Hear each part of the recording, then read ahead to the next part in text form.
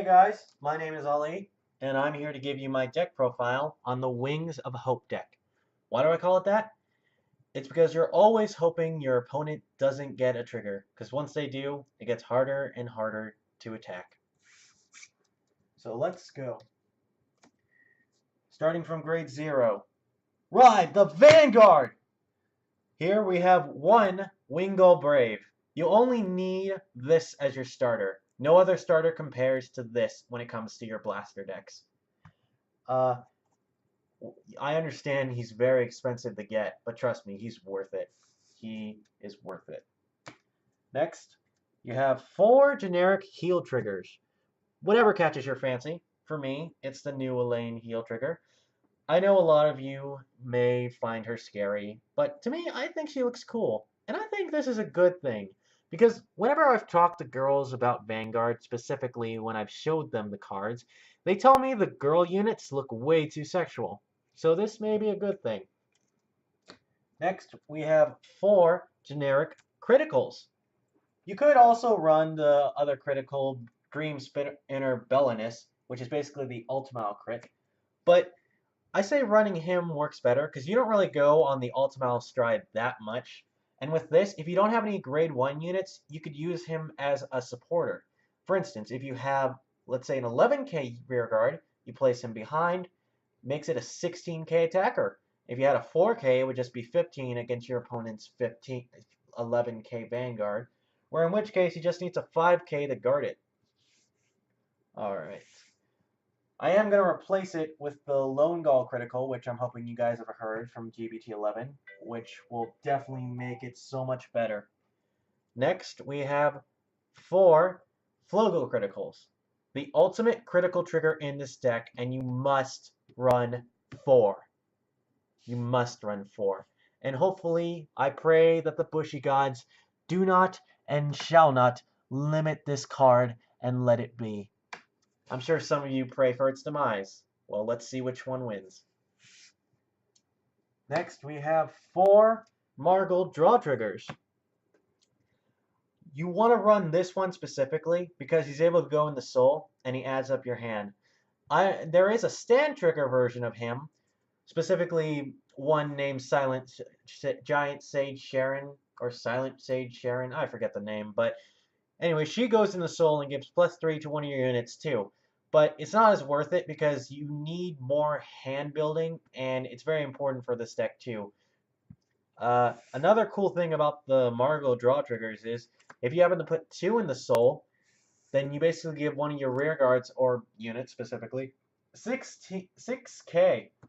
And say you have a 9k and a 6k rear guard column. They're basically a 7k rear guard in the back. It's basically a 16k column. You give them the 6k, it's basically a 22k column. And it works just fine, even if you put a 6k behind it.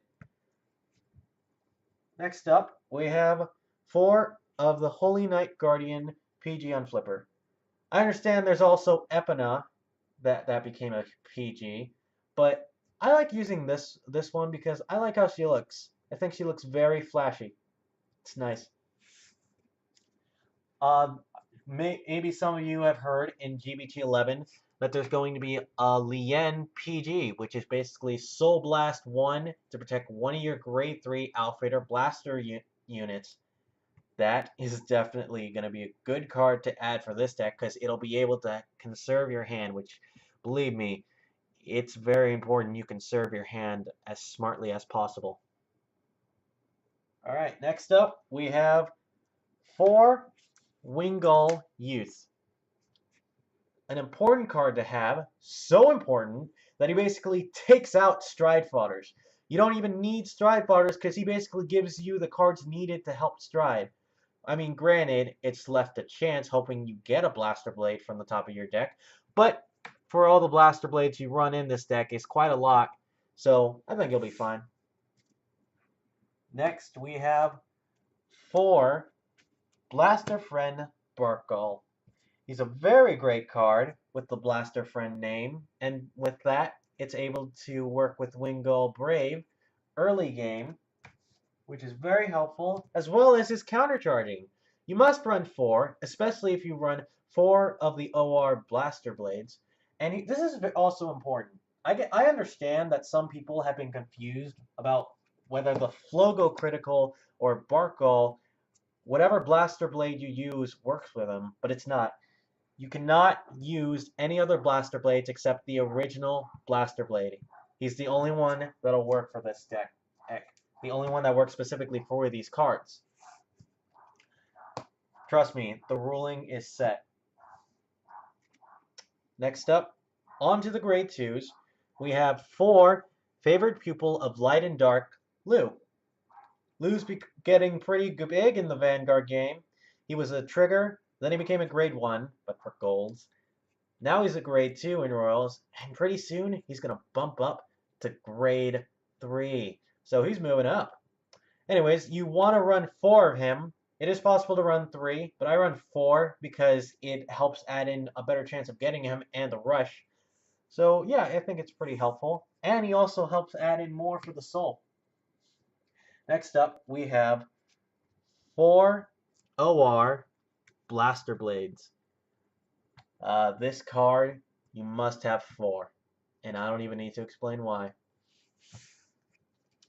Next, we got 3 Blaster Blade Seekers, the Legion mate for Thingsaver. I run 3. It is possible to run 2, but I run 3 because I don't want to risk getting all 2 into the damage zone, and it has happened possibly more than once too. So I recommend you run 3. Next up, we have 2 Blaster Blade Spirits. This is a very good card to have, specifically because of his power. With him, once you ride him as your Vanguard, he's your 10k Vanguard, and he can help avoid any rush decks. Specifically, if your opponent has 9k Vanguards by themselves, they can barely attack him.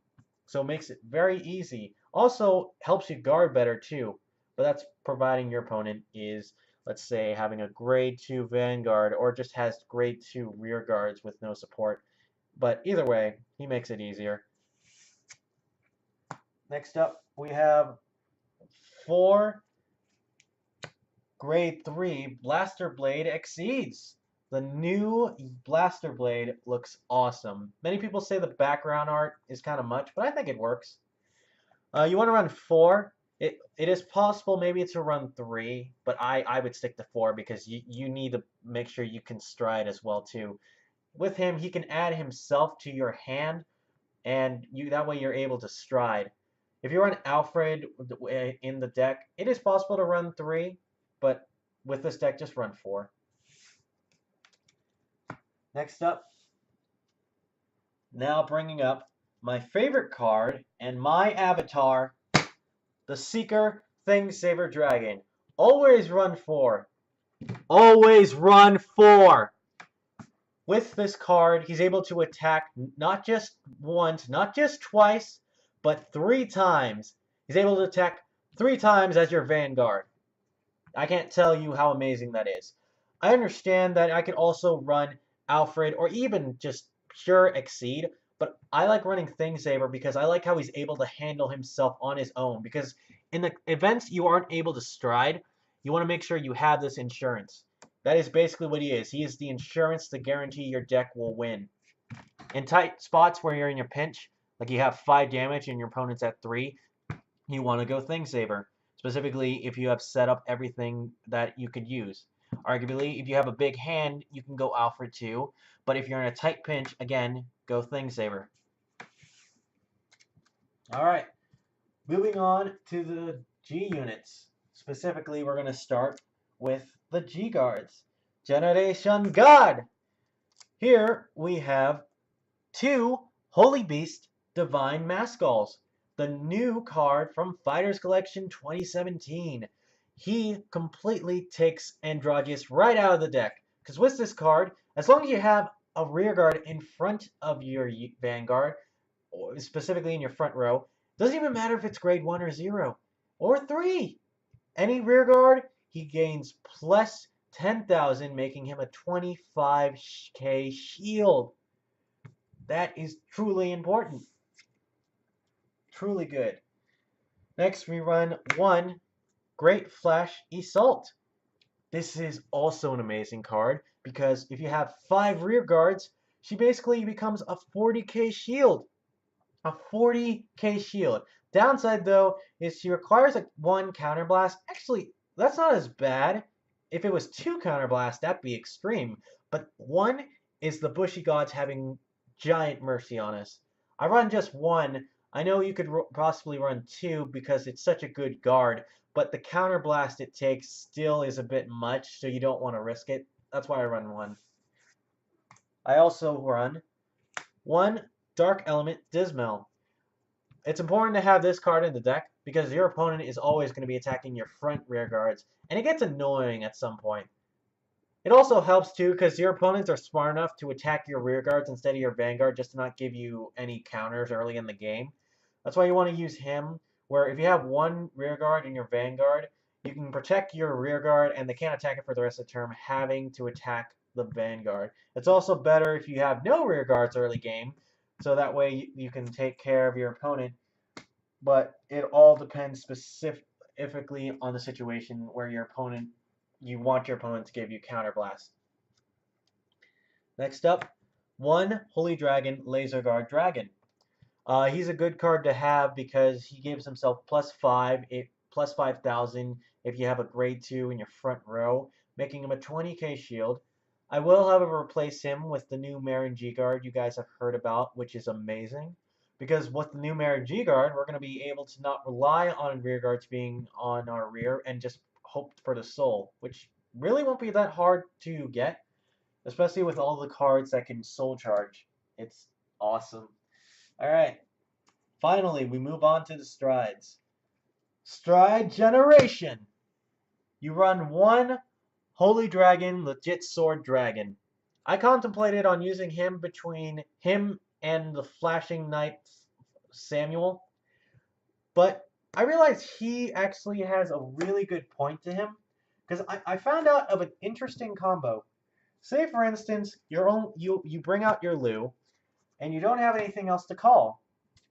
With this card, you can call out your blaster friend Barkgull, because he calls any blaster or swordsman of light card, which lets you use Lu and his effects. The best part is, if you have a Flogo critical, you could set it up with Lu here, Flogo behind, using Lu's skill, moving into the soul, you search for the grade 2 blaster, and you call out your blaster blade right in front of your Barkgull, which not only countercharges the counter used for Lu, but you also have a supporter, because usually after you support, the units in the back remains rest. Really nice combo here. That's what makes Legit Sword pretty well in this deck. However, I will replace him with the Gancelot Stride, because he then becomes a lot better as a first stride, especially against control decks. Alright, next up we have 2 Holy Dragon Religious Soul Savers. She's also a very good card to have. With her, she can gain a critical if you have 2 blaster cards in your soul, and keep in mind, the heart card does not count as in the soul. Alright, it does not count as in the soul. You need 2 different blasters. Specifically, it's a lot easier for you to get the blasters you need if you ride on Blaster Friend Barkgull, and then you ride a Blaster Blade unit on top. You basically have 2 in the soul there, letting you use her as your first stride. She really adds on the pressure. Another great thing about this card is she gives 5,000 to 3 of your units, including itself. It can give 5,000 to itself. And with the Blaster Blade Exceed card, it makes it a 26 Vanguard with plus the 5,000 makes it a 31k attacker plus the critical. Even without the critical itself, it's also pretty good. However, there's a card that actually outbeats it, which I'll show you eventually. Next up, you run 2 Aerial Divine Knight Ultimiles. This is a very nice card. You used to run 4, but now you can just run 2 because there are so many other better blaster units that help well, specifically blaster support units that help your G zone.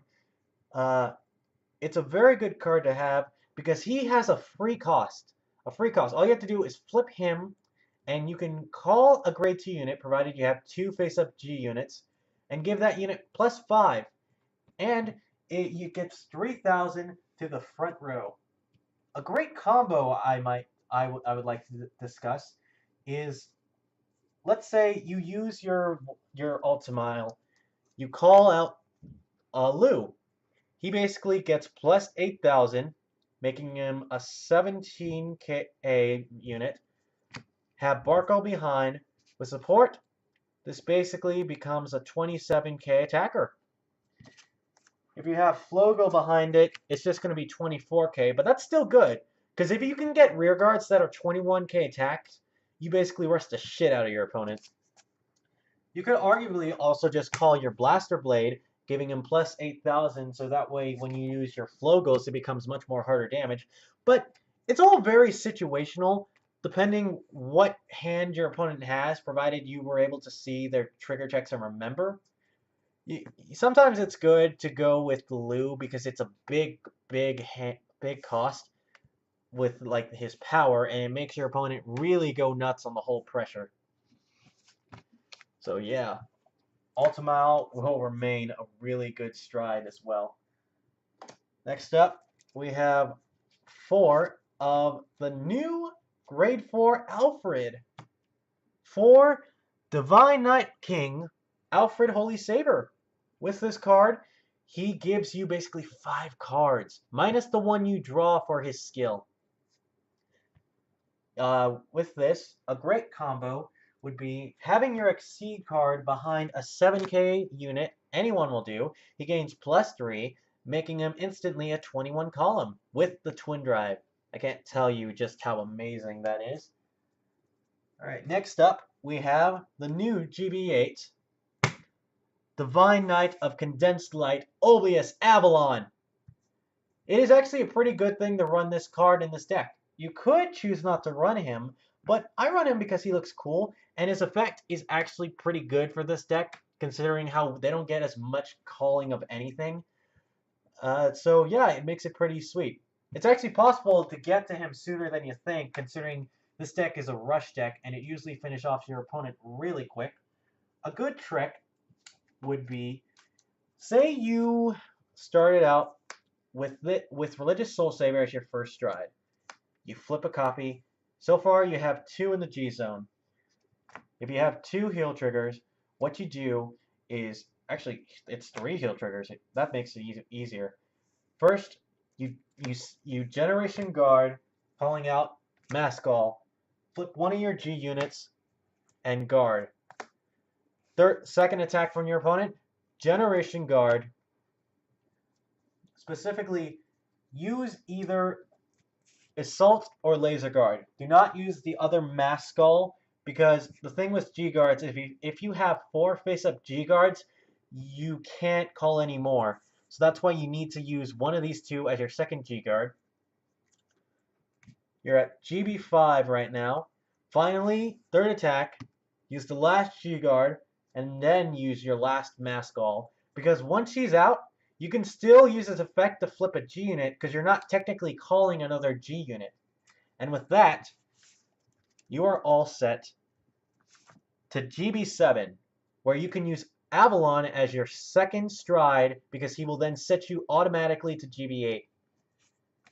Now, it's really hard to have 4 heal triggers in your hand, but it's manageable depending how you play. Sometimes you can even automatically get her through your drive checks. Pretty awesome too. Alright, now to reveal the final card. My new favorite stride, Holy Dragon Myriad Soul Saver.